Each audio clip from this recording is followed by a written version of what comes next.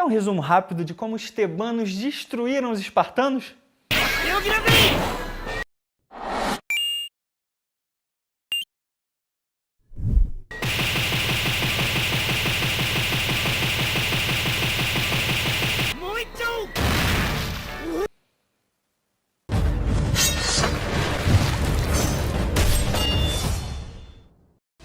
Oi, meu nome é Thiago Braga, sejam muito bem-vindos ao Brasão de Armas. Eu já disse aqui uma vez e eu vou continuar dizendo enquanto esse canal existir. 300 foi uma máquina de lavagem cerebral que lambeu os cérebros de uma geração inteira. Foi por causa daquele filmeco que tem um monte de academia por aí com o nome de Esparta, que tem escola de arte marcial japonesa chamada de Esparta, treino monstro espartano, coach motivacional de Esparta. E quando alguém meter a mão no seu peito, o que você vai fazer? Exatamente isso. Imagina a quantidade de fanboy de Esparta nessas academias gritando Raul no supino, meu amigo. Eu não consigo entender, esses empresários gastam maior dinheiro montando academia e chamam o lugar de Esparta, sendo que eles foram os maiores arregões e traidores da Grécia Antiga. Agora eu te desafio a achar apenas uma academia com o nome de Tebas, ou treino monster tebano, ou coach motivacional de Tebas.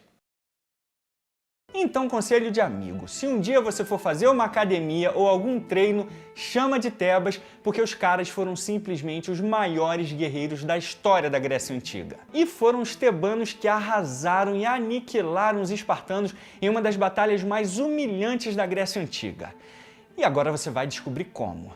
Ato 1. Os motivos da treta. A traição e opressão espartana.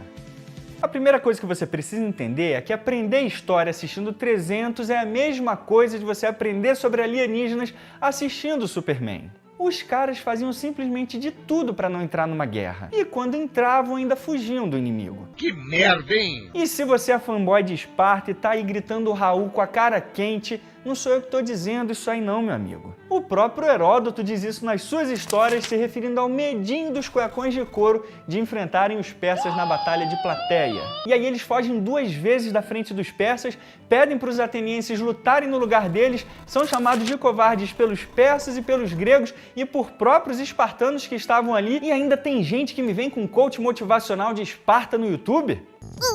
Exatamente isso.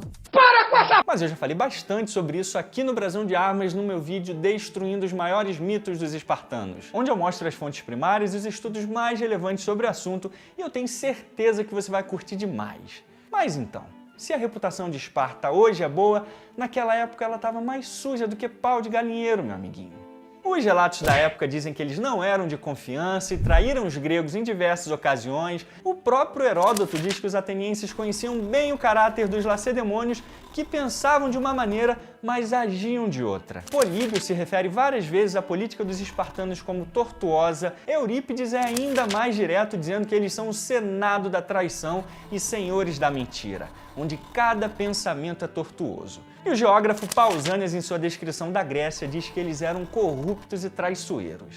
E a gota d'água disso tudo foi a besteira que eles fizeram de se aliar com os persas em 2 ocasiões durante a Guerra do Peloponeso para conseguir vencer Atenas e entregar todas as cidades gregas da Jônia na mãozinha dos persas. Essa traição os gregos não esqueceram e os espartanos pagaram muito caro por isso. E aí, com Atenas derrotados, os espartanos tinham a Grécia inteira na sua mão e um impériozinho para chamar de seu. Só que as cidades-estados gregas estavam com a cara quente com os espartanos por causa daquele atestado de escrotice deles. E aí várias cidades começaram a se rebelar contra os espartanos, menos Atenas, que não estava conseguindo nem segurar as calças depois da derrota, e uma das cidades que mais se destacou e que foi uma pedra no sapato de Esparta foi justamente Tebas. E eles não queriam só livrar a cidade deles das mãos dos espartanos, não. O objetivo deles era livrar a Grécia inteira da tirania de Esparta. Os tebanos estavam com sangue nos olhos e queriam acabar com os espartanos de uma vez por todas.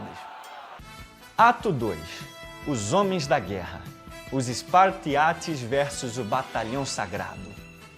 Tanto Esparta quanto Tebas tinha sua tropa de elite no campo de batalha, os Espartiates e o Batalhão Sagrado, respectivamente. Os Espartiates eram cidadãos de Esparta dedicados ao exército que serviam ao Estado espartano desde a juventude. Mas não tinha aquele negócio de jogar bebezinho do alto do monte, não.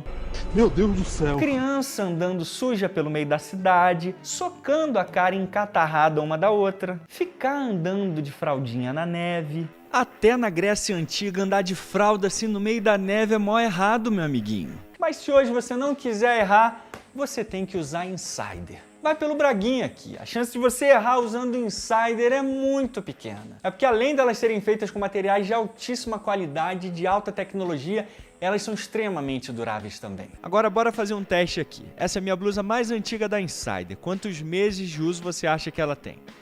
6 meses, meus camponeses. E tá novinha em folha. Olha a cor. Isso é tecnologia Insider. O que é muito bom, porque aí você não precisa toda hora ficar se preocupando em trocar de blusa, porque a que você comprou da Insider já vai te acompanhar por muito tempo. Tira do guarda-roupa ou do armário, coloca em você e em pouco tempo ela vai estar esticadinha. Aliás, minha esposa ama quando eu tô de Insider. Né, amor? E elas são levíssimas e cabem em qualquer lugar. E isso é ótimo se você gosta de viajar com pouca bagagem, tipo eu. E aí você pega, arruma um cantinho ali na sua mala, coloca e pronto. E ó, presentão para você não perder tempo e pegar logo a sua. É só usar o meu código para você ganhar 12% de desconto na compra de qualquer item do site. Só faz isso quem se garante no produto, fala sério. Mas não demora, que é por tempo limitado. Então clica no link na descrição e pega logo a sua. Mas então, na Batalha de Plateia, em 479 a.C., Heródoto nos conta no livro 7, parágrafo 234, que os espartanos tinham 5.000 soldados de elite na batalha, com mais 3.000 que ficaram em Esparta, totalizando 8.000 Espartiates. Mas conforme os anos foram passando, esse número foi caindo drasticamente, talvez pelo fato dos espartanos curtirem passar mais tempo com seus camaradas do que com as suas esposas.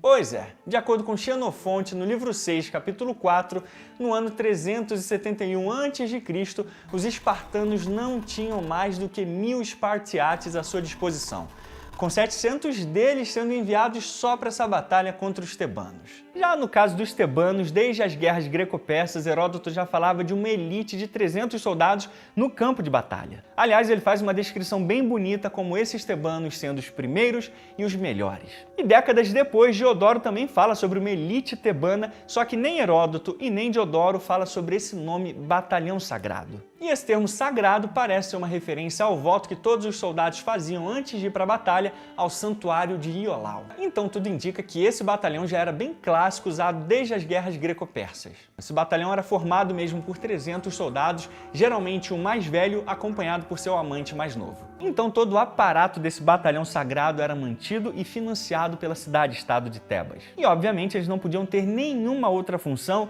nem possuir bens, nem terras, tinham que estar completamente prontos e preparados para lutar. E uma outra sacada bem legal de Tebas é que não tinha distinção de classes para fazer parte do batalhão sagrado. Sejam nobres ou pobres, os melhores guerreiros podiam fazer parte do batalhão. E com essa sacada genial de Tebas, o batalhão sagrado crescia cada vez mais em qualidade e em força. E ver todo esse poder e aparato crescendo desse jeito deixaram os espartanos bem magoados. Ato 3. As armas e armaduras da batalha. Se você curte ver homens com cuecão de couro passando óleozinho antes da batalha, o que eu vou te dizer aqui vai te deixar bem magoado. Greguinhos desde sempre usavam armaduras da cabeça até os pés, sabe por quê? Conta pra gente, nós queremos saber. Por dois motivos muito simples. O primeiro é que eles não eram idiotas, e em segundo é porque eles não queriam morrer. É mesmo. Em qualquer batalha na Grécia Antiga, você estaria cagando de medo.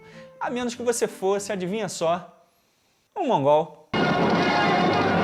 Se achar machinho antes de entrar numa batalha é mole, mas se você estivesse nela, você estaria cagando a sua cueca inteira. Mas então, a gente não tem uma descrição detalhada de... Você não tenta segurar a espada não, amor. Sim, eu sei. Você tentou. Tentei não, amor. Eu vi você tentando. Ainda bem que ela caiu de lado.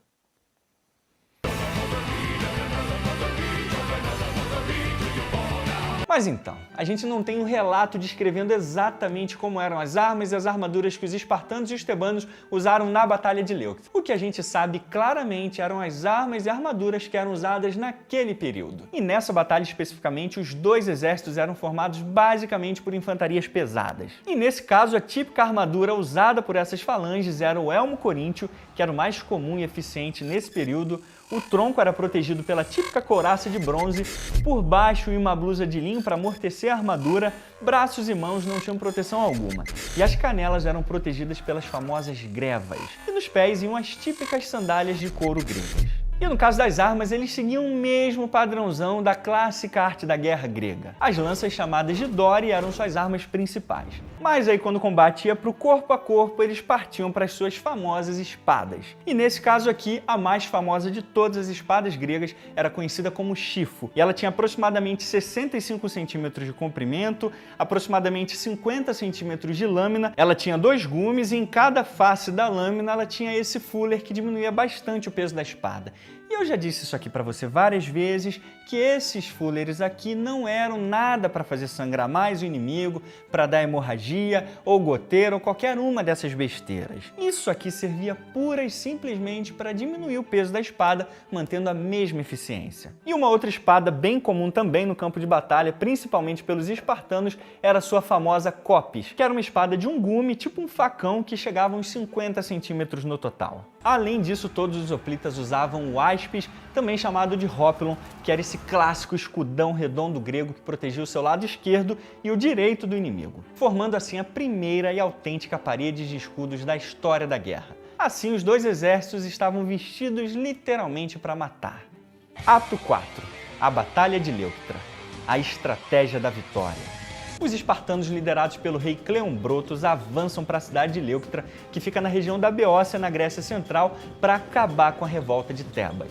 Já sabendo da invasão, os tebanos, liderados pelo grande general Epaminondas e o estrategista Pelópidas, avançam ao encontro dos espartanos. E o choque entre essas duas falanges finalmente acontece. 7.000 tebanos contra 11.000 espartanos. E na frente iam suas tropas de elite. O batalhão sagrado de Tebas com seus 300 homens e os espartanos com seus 700 espartiates. E a formação clássica das falanges gregas desde os séculos anteriores seguia exatamente o mesmo padrão, de 8 a 14 fileiras de profundidade de infantaria. E a elite de cada falange era colocada à direita do seu exército e o lado mais forte enfrentava o lado mais fraco do inimigo. O que vencesse primeiro cercava o lado mais forte. Mas pela primeira vez na história da arte da guerra grega, os espartanos deram de cara com uma falange completamente nova. O general Epaminondas coloca seus melhores soldados no lado esquerdo da sua falange. Além disso, uma outra estratégia chocou os espartanos. O escritor Xenofonte nos diz que o lado esquerdo dos tebanos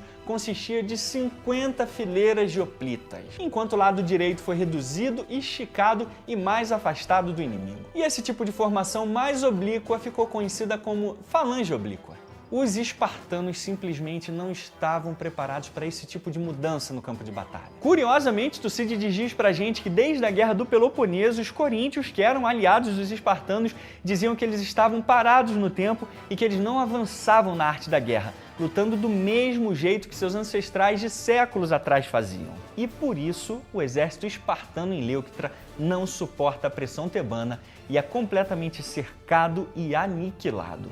De acordo com o escritor Diodoro, 4.000 espartanos foram mortos na batalha, entre eles 400 espartiates. E no lado dos tebanos, apenas 300 morreram. Ato 5.